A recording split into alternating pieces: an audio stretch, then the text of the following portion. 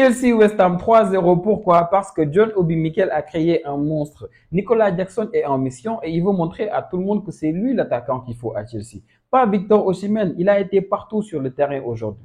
2 buts et une passe décisive. On vous l'avait dit l'année dernière. Laissez-lui une saison de plus et vous avez vu ce que ça a donné. Vous l'avez comparé à Didier Drogba. Didier Drogba, quand il venait de Marseille, sa première saison avec Chelsea, il n'avait mis que 10 buts en Premier League. Nicolas Jackson, l'année dernière, en Premier League, c'était 14 buts. Donc, on sait qu'il s'est raté. L'année dernière, il a vendangé beaucoup de buts. Nous le savons tous, mais on savait qu'il avait la capacité d'être ce finisseur-là. On vous l'avait dit, il n'avait pas beaucoup joué avant, seul en pointe.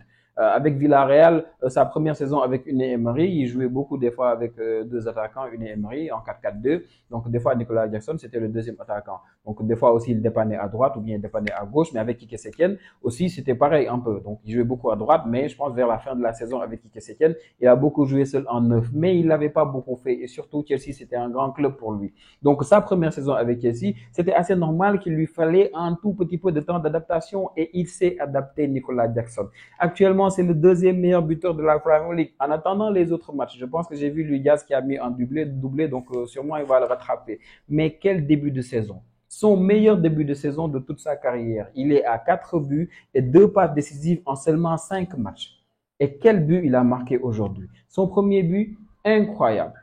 Faute sur lui, il joue rapidement avec Enzo et après, il combine très bien 1-2 avec Jadon Sancho qui le lance en profondeur et hop, il se retrouve devant Areola. Formalité Areola, voilà. Même si pour Nicolas Jackson, il n'y avait pas 1001 solutions, mais il fait le meilleur choix entre les jambes d'Areola, premier but. Et là, il se met dans son match, il est efficace, tout lui réussit, le deuxième but vient. Et, mais quel coup magistral de clinique et surtout, mais de finition incroyable. Et c'est ça qu'on ne voyait pas chez Nicolas Jackson l'année dernière. Ici, sur le deuxième but, qu'est-ce qui s'est passé?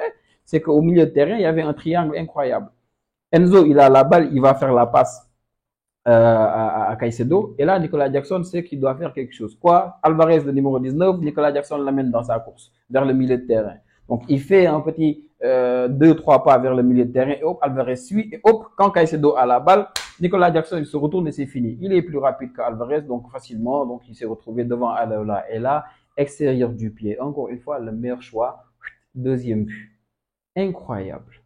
Incroyable Nicolas Jackson. L'année dernière en Premier League, sur les 5 premiers matchs, il était à un seul but marqué. Cette année, 5 premiers matchs, 4 buts, 2 passes décisives. Et c'est même pas sa meilleure période. Hein. Les 5 matchs-là, pour moi, c'est pas sa meilleure période. Parce que quand je vous dis sa deuxième saison avec Villarreal, il avait mis plus de buts. Il avait mis 12 buts, sa deuxième saison avec Villarreal en Liga. La première saison, il n'avait pas marqué en Liga. Mais sa deuxième saison, sur les 12 buts qu'il avait marqués en Liga, les 10 l'ont été sur les 12 derniers matchs, c'est-à-dire sur les 12 derniers matchs de la Liga. Nicolas Jackson avait marqué 10 buts, il avait fait 2 ou 3 pas décisifs. Donc, Chelsea, ils l'ont pas juste pris parce qu'il est sénégalais. Non, non, non, c'est parce qu'il est bon, ils savent qu'il est bon. Et très sérieusement, Chelsea, ils ont montré qu'il lui faut confiance parce qu'ils l'ont renouvelé jusqu'en 2033. En 2033, il aura 34 ans. Donc, très sérieusement, je pense que lui, actuellement, il a montré qu'en janvier, Chelsea n'a pas besoin d'aller reprendre Victor Osimhen. Et encore, il y a d'autres stades de Nicolas Jackson actuellement. Je pense que depuis l'année dernière, jusqu'à là, il est à 18 buts. 18 buts sans penalty. C'est-à-dire qu'il dépasse Salah sur ce stade-là. Il dépasse encore Solanke, il dépasse Havertz, il dépasse Minson.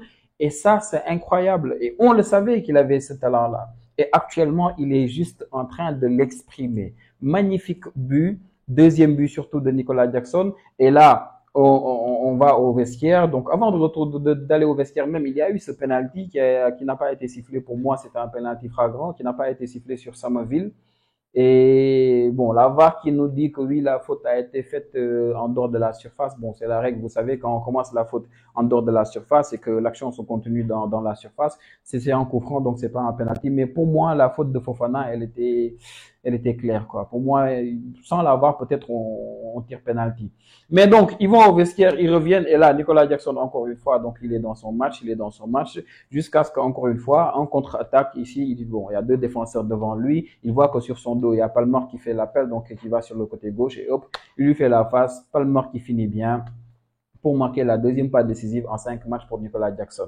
Donc, il est sorti, je pense, vers la 64e minute, et très sérieusement, il a lancé un message très fort, parce qu'avec son début de saison, il montre non seulement que Nkunku il va devoir rester un peu plus longtemps sur le banc parce que le coach le disait, Maresca, il disait que Nicolas Jackson, c'est leur attaquant, même si des fois, voilà, il va falloir donner du temps de jeu à Marc Guiu et surtout aussi Nkoku, peut-être qu'il va venir jouer neuf de temps en temps. Mais s'il continue comme ça, Nicolas Jackson, Nkunku et Marc Guiu, ils vont vraiment beaucoup cirer le banc. Ou bien Nkunku, il va essayer de trouver un peu de temps de jeu sur le côté gauche, peut-être par moment. Et là, il sera en concurrence avec Sancho, que je vois, Jadon Sancho très sérieusement sur le côté gauche.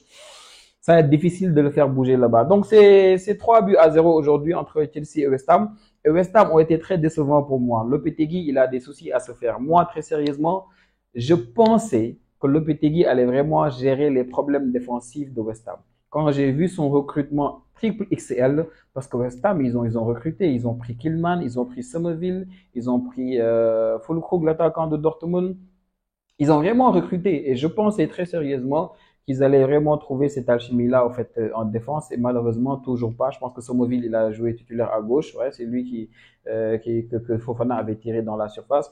Et il y a aussi, je pense Killman qui a débuté. Füllkrug lui il est toujours blessé, donc ça fait vraiment de la peine un peu de voir West Ham comme ça parce que Lopetegui, je pense que s'il continue comme ça, il fera pas long feu. Donc Nicolas Jackson a été sorti à la 64e minute, donc je pense qu'il y a un match de Chelsea dans 3 jours en Cup. Et après ce match-là aussi, il y a un match de Chelsea en Europa League, si je ne me trompe pas. Donc on comprend un peu pourquoi est-ce qu'en Europa, non, Chelsea n'est pas en Europa, Chelsea ils sont en Conference League, ouais c'est ça, Conference League si je ne me trompe pas. Donc on aurait bien aimé avoir le même Nicolas Jackson en équipe nationale. Parce que 16 matchs, toujours pas de but marqué, c'est incroyable pour un attaquant qui a le talent qu'il a. Et c'est pas faute d'avoir eu les occasions, parce qu'il a quelques occasions, certes, mais pas plus tard que notre match contre le Burkina Faso. Il a eu l'opportunité de mettre 1 ou 2 buts. Mais malheureusement, il se rate beaucoup. Maintenant, la malchance qu'il a, c'est qu'il n'a pas, avec notre équipe nationale, mais beaucoup d'occasions de but. Et quand il n'a pas beaucoup d'occasions de but, c'est normal. Les rares que tu as, si tu les rates, après, c'est beaucoup plus compliqué. Mais bon, je dis pas aussi qu'Aliou Cissé, il en est pour rien. Parce qu'Aliou Cissé, son idole, c'est qui? C'est Pep Guardiola. Bon, c'est ce que je pense, parce qu'il a dit il y a 2 ou 3 ans, qu'il a les mêmes problèmes que Pep Guardiola. Il l'a dit en conférence de presse. Donc, allez voir la vidéo. Je sais pas pourquoi il l'a dit, mais il l'a dit. Cependant, pour moi, si c'est Pep ton idole, ou bien tu penses que des fois tu as les mêmes problèmes que lui, Pep Guardiola, lui, il sait qu'il n'était pas un grand attaquant. Donc, il l'a dit depuis. Mon objectif avec les attaquants, c'est de faire tout mon possible pour que vous ayez le plus d'occasions de but. Et c'est ce qui a toujours marché pour lui. Avec City, quand il est venu, on l'a vu. Sterling, avant, il était très gaze. Très gaze. Donc, qu'est-ce que Guardiola a fait? Il a créé beaucoup plus d'opportunités de mettre des buts. Il a un peu réadapté sa façon de jouer. Et c'est fini. Sterling, avant, il n'avait pas beaucoup d'opportunités pour marquer des buts. Il en marquait peu. Et avec Guardiola, après, il en marquait beaucoup. Il en empilait beaucoup. Donc, c'est ça la responsabilité de l'entraîneur aujourd'hui. C'est que le boy, tu sais que le boy, il a une activité incroyable, un volume de jeu énorme. Tu sais que le boy, en profondeur, on l'a vu contre Burkina Faso. Quand il jouait en profondeur tout le temps, il était extrêmement bon. Donc, lui, tu lui crées les circonstances nécessaires pour voir avec qui il peut combiner. Et hop, tu lui crées ses chances de but. Tu lui en crées 6, 7 dans le match et il va peut-être en mettre 2 ou 3. C'est tout ce qu'on demande à Aliou Cissé. Un match incroyable de Nicolas Jackson. On se retrouve tout à l'heure pour débriefer le match entre le Real Madrid et l'Espagnol Barcelone. À tout à l'heure, les amis.